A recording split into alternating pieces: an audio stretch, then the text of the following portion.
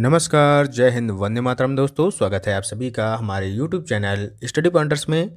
और आज है 28 फरवरी 2023 और केवीएस पीआरटी का जो आपका एग्ज़ाम हुआ है फर्स्ट शिफ्ट का, उसके एनालिसिस के साथ हम यहाँ पर आ चुके हैं। तो बच्चों के द्वारा जो क्वेश्चन और टॉपिक बताए गए हैं उनको यहाँ पर हम डिस्कस करने वाले हैं। तो वीडियो को आप लोग पूरा देखिएगा और चैनल से अगर आप पहली बार जुड़े हैं तो चैनल को सब्सक्राइब कर लीजिएगा, जिससे कि आने वाली वीडियो का नोटिफिकेशन आपको समय से मिल सके। ठीक है, तो चलते हैं, शुरू करते हैं आज का इम्पॉर्टेंट लेक्चर। तो पहला क्वेश्चन यहाँ पर बताया गया है कि रूल ऑफ लॉ इंडेक्स 2022 में भारत को कौन सा स्थान प्राप्त हुआ है। तो 77वां स्थान यहाँ पर भारत को प्राप्त हुआ था। ठीक है, पहले स्थान पर कौन रहा था? तो डेनमार्क यहाँ पर पहले स्थान पर रहा था। ये भी क्वेश्चन आपका यहाँ पर बन सकता है। आगे बात करें, डीबीएमएस का प्रमुख कार्य क्या होता है? तो अनुपयुक्त जो डाटा है उसको खत्म करना इसका प्रमुख कार्य होता है। किसका? डीबीएमएस का। क्लियर हो गया। नेक्स्ट क्वेश्चन आपसे यहाँ पर पूछा गया कि साहित्य वही दर्शाता है जो इतिहास में चित्रित है, यह कथन किसका है? तो यह कथन कहा गया था रविंद्रनाथ टैगोर जी के द्वारा। ठीक है, अगला प्रश्न आपके सामने पूछा गया कि अगस्त 2022 में गरिमा हजारिका का निधन हो गया, वह किस क्षेत्र से संबंधित थीं? तो ये जो है एक नृत्यांगना थी, फेमस नृत्यांगना थी। कौन? गरिमा हजारिका। ठीक है, अगला क्वेश्चन यहाँ पर भारत रत्न से संबंधित क्वेश्चन पूछा गया था। तो भारत रत्न के बारे में अगर बात करें तो भारत का जो है सबसे बड़ा नागरिक सम्मान पुरस्कार भारत रत्न है। यह उन महानुभावों को दिया जाता है जिन्होंने कला, साहित्य, विज्ञान, समाज सेवा और खेल के क्षेत्र में उल्लेखनीय और असाधारण योगदान के जरिए राष्ट्र की यहाँ पर सेवा की हो।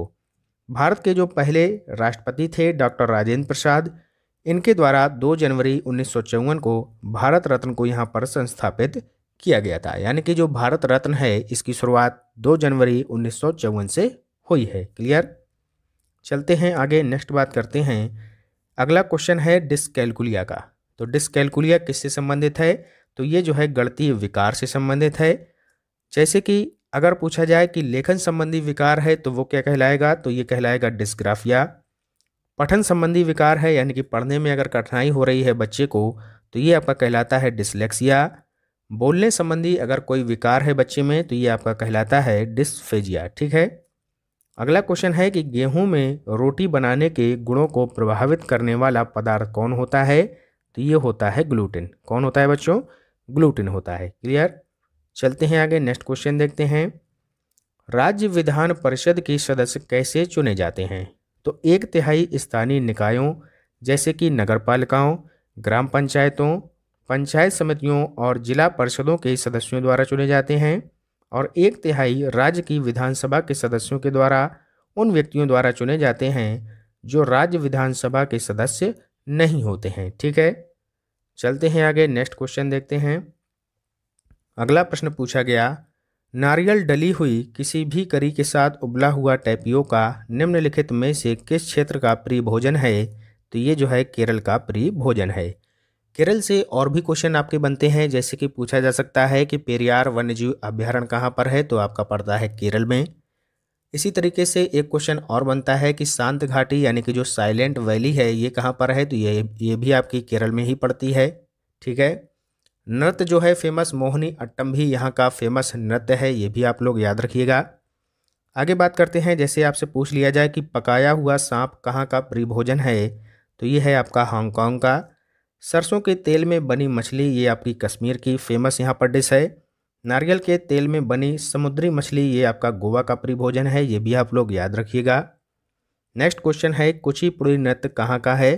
तो आंध्र प्रदेश का ये जो है फेमस लोक नृत्य है। और भाषा के आधार पर गठित होने वाला जो पहला भारतीय राज्य है वो है आंध्र प्रदेश। ये क्वेश्चन भी आपसे पूछा जा सकता है। बिहू लोकनृत्य की बात करें तो ये आपका कहाँ पर है? ये आता है आपका बिहू असम से संबंधित है। इसी तरीके से अगर बात करें जो आपका यक्षगान है ये आपका कर्नाटक से संबंधित है। तो इस तरीके से जो लोकनृत्य हैं ये भी इंपॉर्टेंट है आपके लिए, इनको भी आप लोग पढ़ के जाइएगा। नेक्स्ट क्वेश्चन की बात करें तो यहाँ पर पूछा गया कि लंबे समय की कसरत का मुख्य ईंधन क्या होता है? तो ये होता है बच्चों कार्बोहाइड्रेट। ठीक है, अगला क्वेश्चन है, निम्नलिखित में से कौन सा समाजीकरण का एक प्रमुख कारण है? तो परिवार ये यहाँ पर एक प्रमुख कारण हो जाएगा। नेक्स्ट क्वेश्चन है कि स्टार्च क्या है, तो ये एक पॉलीसेकेराइड है। चलते हैं आगे, नेक्स्ट देखते हैं। पोचमपल्ली एक गांव है, तो पोचमपल्ली से संबंधित एक प्रश्न था, तो जान लीजिए कि पोचमपल्ली क्या है। पोचमपल्ली एक गांव है। यह गांव एक विशेष प्रकार के कपड़े की बुनाई के लिए प्रसिद्ध है और यह गांव निम्नलिखित में से किसका भाग है, तो ये जो है तेलंगाना का भाग है। एनईपी 2020 से क्वेश्चन पूछा गया था। इसका पाठ्यक्रम जो नया है ये कौन सा है, तो ये है आपका 5+3+3+4। कई बार हम इसको डिस्कस कर चुके हैं। चलते हैं आगे, नेक्स्ट क्वेश्चन है। पियाजे के अधिगम के संज्ञानात्मक सिद्धांत के अनुसार वह प्रक्रिया जिसके द्वारा संज्ञानात्मक संरचना को संशोधित किया जाता है क्या कहलाती है, तो ये आपका स्कीमा कहलाती है। क्लियर। नेक्स्ट क्वेश्चन है बच्चों, किस अवस्था में बच्चे में सामाजिक खेल का विकास होता है, तो ये होता है पूर्व संक्रियात्मक अवस्था में। क्लियर। नेक्स्ट क्वेश्चन है, किसी समबहुभुज का अंतःकोण 150 डिग्री है तो इसकी भुजाओं की संख्या कितनी होगी। तो बहुत ही सिंपल क्वेश्चन है, इसको हमने मैराथन क्लास में करवाया था। आपकी जो मैथ की हमने मैराथन कराई थी, हमने आपको बताया था कि जो अंतःकोण होता है और जो प्लस वाह कोण होता है, इनका मान होता है दोनों का मिलाकर 180 डिग्री। ठीक है, यहाँ पर हमें अंतःकोण 150 डिग्री पता है, तो वाह कोण कितना हो जाएगा, ये हो जाएगा 30 डिग्री, तभी तो 180 होगा। ठीक है, तो वाह कोण हमने यहाँ पर आराम से निकाल लिया, ये हो गया 30 डिग्री। ठीक है, तो वह कोण हमारा कितना आ गया बच्चों, 30 डिग्री आ गया। अब हमें एक फार्मूला पता है कि वह कोण बराबर होता है 360 डिग्री बटे में एन। एन क्या होता है, भुजाओं की संख्या। तो वह कोण की जगह यहाँ पर हमें 30 रख देना है और एन का मान निकाल लेना है। ठीक है, तो एन बराबर हमें जब निकालेंगे तो 360 डिग्री बटे में आ जाएगा 30 डिग्री। ठीक है, तो 30 से इसमें भाग देंगे तो 12 बार जाएगा। ठीक है, तो एन बराबर जो भुजाओं की संख्या है वो कितनी आ गई, 12। इसका राइट आंसर हो जाएगा। क्लियर। चलते हैं आगे, नेक्स्ट क्वेश्चन देखते हैं। गुरु और चेला के लेखक कौन है, ये आपका रिमझिम का एक चैप्टर है, गुरु और चेला। यहाँ पर इसके लेखक पूछे गए थे, तो मोहनलाल द्विवेदी इसके लेखक हैं। ठीक है, हिंदी में बात करें तो रिमझिम बुक से जो है चावल की रोटियां से संबंधित क्वेश्चन आया था, जो आपका एक चैप्टर है। फसलों का त्यौहार, ये भी एक चैप्टर है क्लास 5 का, यहाँ से क्वेश्चन बन रहे हैं। पानी रे पानी, इससे भी क्वेश्चन आए थे। स्वामी की दादी, यहाँ से क्वेश्चन बने थे। अगला क्वेश्चन है कि शीत का विलोम क्या होगा, तो ये होता है बच्चों उष्ण। ठीक है, चलते हैं आगे, नेक्स्ट देख लेते हैं रीजनिंग में। तो सीटिंग अरेंजमेंट हो गया, direction, Venn diagram, number series, यहाँ से संबंधित क्वेश्चन आ रहे हैं।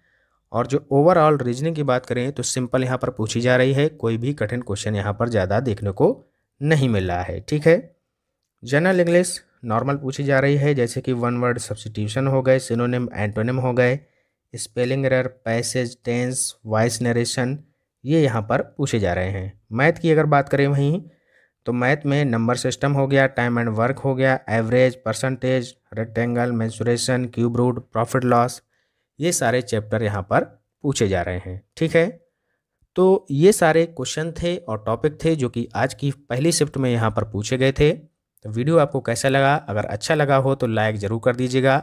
मिलते हैं इसी टाइप के सेकंड एनालिसिस के साथ, तब तक के लिए पढ़ते रहिए और आगे बढ़ते रहिए। जय हिंद, जय भारत।